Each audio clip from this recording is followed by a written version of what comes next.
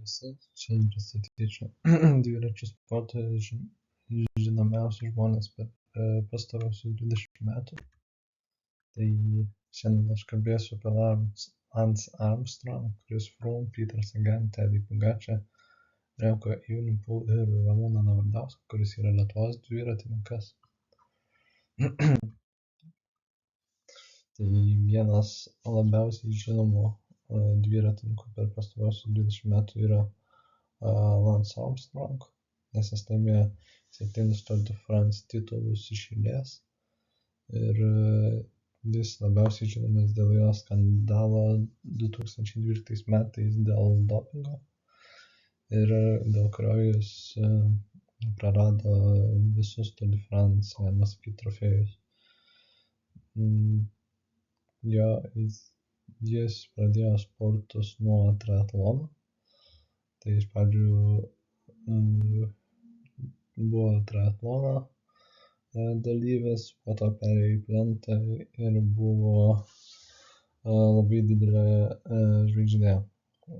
Tada trumpai apie jo gyvenimą, tai po skrydžių Vėžio diagnozės tapo kovos su liga simboliu ir įkūrė Livestrong fondą.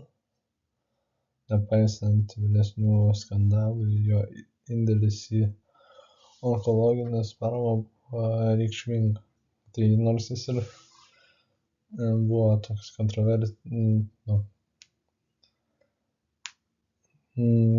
toks sukčiaujantis žmogus, bet vis tiek darė gerų dalykų. Ir iš jo pasakojimų tai dopingą vartoja tiesiog kaip atstatyti, nes pagrinde šiaip tuo laiku visi naudojo dopingą, tik tais vienus sugaudavo, kitų ne. Tai čia trumpai apie Lance Armstrong. Chris Froome. Chris Froome 4 kartus laimėjo Tour de France, tai 13, 15, 16 ir 17. Taip pat Vuelta Ispanija, Giro d'Italia ir po šių pergalių nebepasiekė tokių labai žymių laimėjimų. Tai čia po 2018 metų. Jis buvo Sky komandos lyderis, tai kovodavo dėl taškų kalnuose. Pagrindinis jo varžovas buvo Vincenzo Nibali, kuris irgi buvo BMC komandos narys, kuris irgi Tour de France buvo lyderis ir kovojo kalnuose.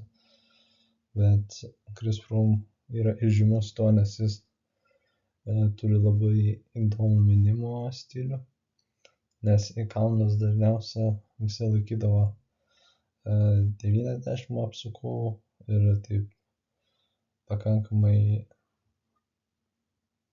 vidutinišku greičiu mindavo dėl apsukų, o Chris Froome'as turėjo labai aukštas apsukas. Ir jis su tom aukštom apsukom labai galėdavo galingai, greitai ir kažkaip efektyviai užvažiuoti kalnus. O palyginus su Vincenzo Nibali, kuris irgi į kalnus važiavo, tai jam patikdavo labiau didesnė pavara ir išspaudinėta pavara, tai tiesiog daugiau jėgos naudoti. Nors jis ir važiavo už britų komandą Sky, dabar Indios Grenadiers vadinama, bet jis gimė Kenijoje, augo Pietų Afrikoje, atsavo į UK, po pirmos avarijos 2019 kovojo dėl sugrįžimo į elitą. Tai jis kovojo, nes jau baigėsi jo kontraktas su Sky arba Ineos ir dabar eina už Israel Startup Nation, bet jau tokių rezultatų nepasiekė, nes jau pasimetai tokie ir jau išėjo iš piko. Pirmą kartą, kai dalyvavo pasaulio čempionate už UK, Kenija, tai neturėjo nei palydos mašinos ir buvo individualios lenktynės. Tai jis nežinojo, kaip ten reikia viską daryti, tai nuo pakilos važiuodamas nuvažiavo į šoną ir griuvo, bet pravažiavo varžybas, rezultatas nebuvo labai geras, bet vis tiek galingai mynė. Tai dabar jis jau arti karjeros pabaigos, dar man rodos yra metai kontrakto su juo ir toliau nebežinom, kas bus. Tada Peter Saganas, slovėnas, iš Slovakijos, tai jis jo pasiekimai būtų 3 kartus pasaulio čempionu, tai 15, 16 ir 17 metais. Laimėjo daugybę klasikinių lenktynių ir Tour de France žalių marškinėlių. Tai dėl jo 3 pasaulio čempiono laimėjimų jis buvo labai protingas dviratininkas ir labai stiprus sprinteris, nes jis atėjo į plento dviračius, galima sakyti, per kalnų dviračius. Tai seniau mindavo su kalnų dviračiu, kur reikia labai daug sprogstamos jėgos. Tai jis tapo vienu iš žymiausių sprinterių.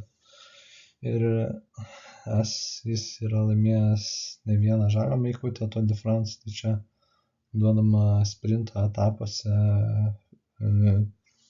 finišuose arba tarpiniuose finišuose. Ir jis parodė savo sugebėjimą minti ir perlipti save, kai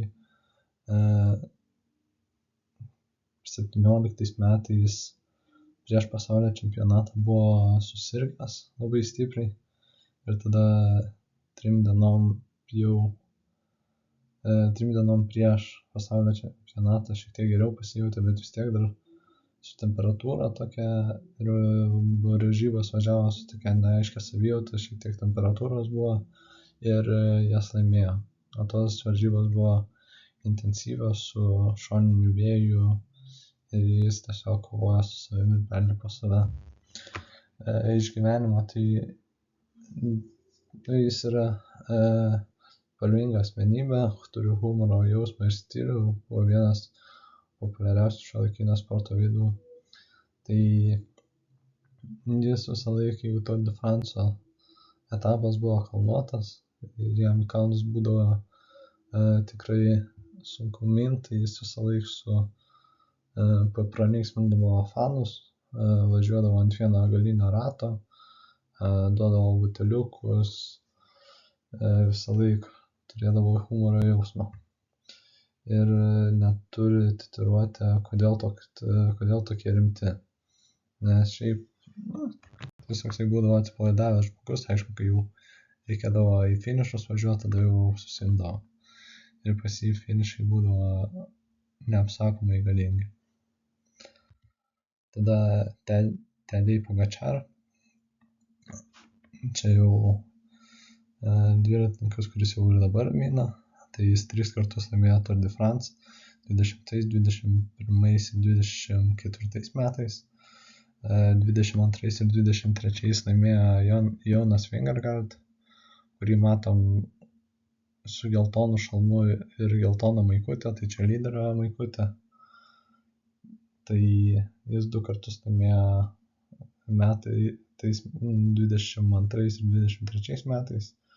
Ir dabar vėl Tadej Pogačar 24 laimėjo Tour de France. Tapo vienu jauniausių nugalėtojų istorijai. Tai jis išėjęs į profus labai anksti šiaip. Kelias varžybas ir metus pravažiavo U23 ir tada iškart perėjo į profus ir laimėjo Tour de France, kad dauguma nesitikėjo. Tada dar 24 laimėjo pasaulio čempionatą, ir Giro d'Italia. Ir begalė daug kitų vienos dienos varžybų, žemesnio lygio daugiadienių varžybų kaimynė už U23. Tai jis yra labai universalus dviratininkas, nes jis gali į kalnus laikyti labai aukštą tempą ir įtampą ant savo priešininko. Nėra labai daug kartų, kai jis palūžta priešininkam. Buvo keli kartai 22 metų Tour de France, 23 metų Tour de France, bet kitais atvejais jis žvėris ir dabar vienas iš stipriausių ir žymiausių dviratininkų.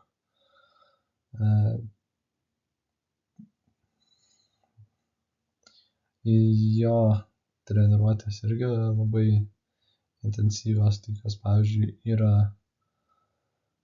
normaliam žmogui vos ne atkarpos, jam yra paprastas važiavimas. Tai, kitaip sakant, paprastam žmogui važiuoti 400 arba 360 metų reikia kažkur pulsą užkelt ir intensyvumą turėti apie 160-170 pulso, o jis tokia jėga ramiai važiuoja su 130 pulsu. Tai jis yra labai ištreniruotas šiaip žmogus ir labai toks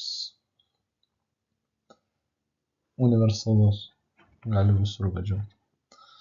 Tai trumpai apie gyvenimą: gimė 1998, atstovauja naują talentingų sportininkų kartą, žavi universalumu, sėkmingai važiuoja kalnuose, individualiuose lenktynėse ir klasikinėse lenktynėse. Tai dar jis, kai laimėjo pirmą Tour de France,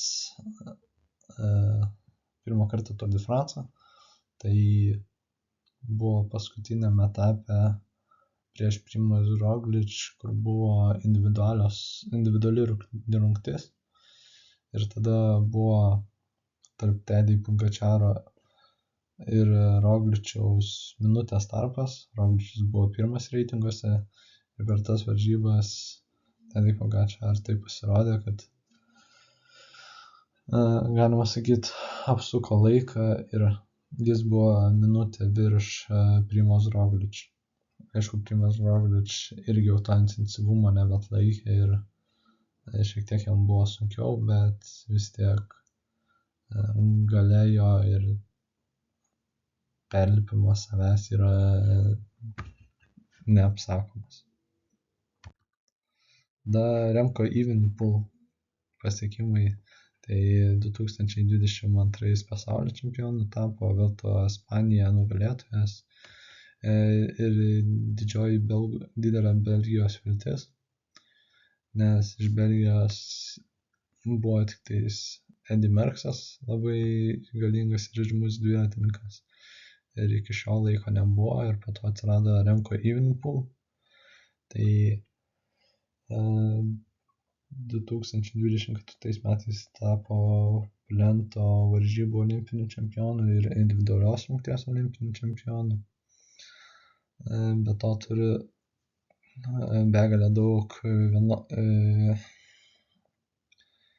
vienos dienos pergalių ir jis šiaip orientuotas yra į kalnus, labai gerai kalnuose, ypač trumpuose, nes jis gali uždėti labai aukštą tempą ir ilgai jį palaikyti. Taip jis laimėjo pasaulio čempionatą 22 metais, kuris vyko Australijoje. Tai jis į kalną pabėgo ir tada vienas atvažiavo iki pat finišo, kas buvo ten 60 km. Tai ir buvo labai didelis tarpas. Olimpiadoje irgi, kuri vyko Paryžiuje, tai irgi pabėgo ir tiesiog su savo individualios rungties sugebėjimu laikė labai aukštą tempą ir padarė tarpą tarp 2-3 vietos vos ne minutę. o prieš pradedant dviračių sportą buvo futbolininkas, tapo dviračių sporto superžvaigždė vos per kelis metus, išsiskiria stiprybė individualiose lenktynėse ir kalnuose. Tai jis iš futbolo išėjo 17 metų ir perėjo į dviračius. Pirma treniruotė buvo su seneliu. Aišku, sakė, buvo jam sunku, bet labai patiko tas jausmas su dviračiu važiuoti. Ir tada Belgijoje pradėjo dalyvauti varžybose ir visas jas laimėdavo. Tada jį pamatė Sudal Quickstep skautas, kuris jį pakvietė į U23 komandą, bet jis ten nevažiavo ir jis buvo priskirtas iškart prie elito. Tai gavosi taip, kad jis U23 nevažiavo, ten kelias varžybas ir tada iškart į su elitu važiavo. Ir per vienas varžybas turėjo labai nekokį kritimą, tai skrido leidosi nuo kalno ir skrido per bortą ir ten gal 5 metrų nusileidimas žemyn buvo, tai susilaužė senamuosius kaulus, klubą, ten buvo tikrai daug lūžių ir nemalonumų. Tai po to šiek tiek sugijęs važiavo Giro d'Italia, bet nusiėmė, nes dar nebuvo pilnai sugijęs, nors komanda norėjo, kad jis važiuotų. Bet po to jis taip po lėto įsivažiavo į dviračių sportą ir dabar dominuoja pagrinde vienos dienos varžybose ir individualinėse varžybose. Daugiadienėse varžybose jis nelabai pasižymi. Ten gali kelis etapus pravažiuoti kaip Vuelta a Ispanija, kuri vyksta savaitę. Dar šiek tiek ten daugiau, ten nėra daug etapų, ne kaip Tour de France, kur 21 etapas. Tai jis tiek gali iškentėti, bet jeigu ten jau daugiau, tai tiesiog per sunku. Ir nebegali tos įtampos išlaikyti. Dabar trumpai apie lietuvį Ramūną Navardauską. Tai jis 2014 metais laimėjo etapą Tour de France, tapo pirmoji lietuvių istorijoje, kai jam tai pavyko. 2012 laimėjo etapą Giro d'Italia ir 2015 metais tapo pasaulio čempionato bronzos medalį, laimėjo grupinėse lenktynėse. Tai jis važiavo su Peter Saganu, kai Peter Saganas tapo pirmą kartą pasaulio čempionu. Tai jeigu žiūrim finišą, tai Navardauskui trūko poros metrų, kad būtų pasaulio čempionas, bet jau matėsi, kad buvo įsegęs ir tiesiog Saganas sprogstamoji jėga buvo nežmoniška ir finišo tiesiogiai gal likus ten 10 metrų aplenkė 2 dviratininkai, bet trečias būt pasaulio čempionate lietuviui, tai čia yra neapsakomas pasiekimas, nes niekas taip arti nebuvo. Buvo tik tais olimpinis čempionas Umaras, bet čia jau buvo prie Sovietų Sąjungos, tai visai kitaip, daug kas dopingą naudojo. O čia žmogus, kuris sunkiu darbu pasiekė tikrai daug. Gimė 1988 metais Šilalėje, buvo profesionalius lenktynininkas, tapo dviratininkų treneriu, žinoma, dėl ištvermės, taktinių mąstymų ir atsidavimo komandai. Tai jis buvo Garmin pro komandai ir tada Bahrein Victorious irgi profų komandai. Tai jo pagrindinis dalykas buvo padėti savo komandos lyderiam kalnuose, lygumose, visur buvo, galima sakyti, padėjėjas, bet Tour de France pavyko laimėti dėl komandos sprendimo. Giro irgi į kalną atitrūko, pavyko laimėti. Tai labai stiprus žmogus, vienas iš geriausių Lietuvos dviratininkų pakol kas ir dabar dirba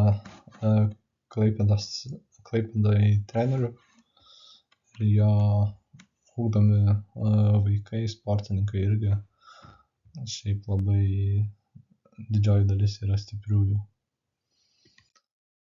Tai trumpai apibendrinant, pabaigiant, norėčiau pasakyti, kad buvo daug įžymių dviratininkų, tų, kurių ir aš išvardinau, tai Matthew Van Der Poel, Wout van Aert, Primož Roglič, Jonas Vingegaard ir dar daugelis kitų. Tas pats Vincenzo Nibali, Nairo Quintana, Chris Froome. Buvo ir daugiau, bet šitie yra vieni iš pagrindinių, kurie dominuoja arba dominavo daugumoje varžybų ir yra vieni iš žinomiausių, kaip yra Armstrongas dėl savo dopingo skandalo, kaip ir Saganas dėl savo sprintų, Pogačaras dėl savo universalumo ir tiesiog visų varžybų dominavimo. Ir kaip Lietuvoje Ramūnas Navardauskas dėl savo pasiekimų pasaulio čempionatuose, Tour de France ir Giro d'Italia. Tai šiandieną tiek ir viso gero.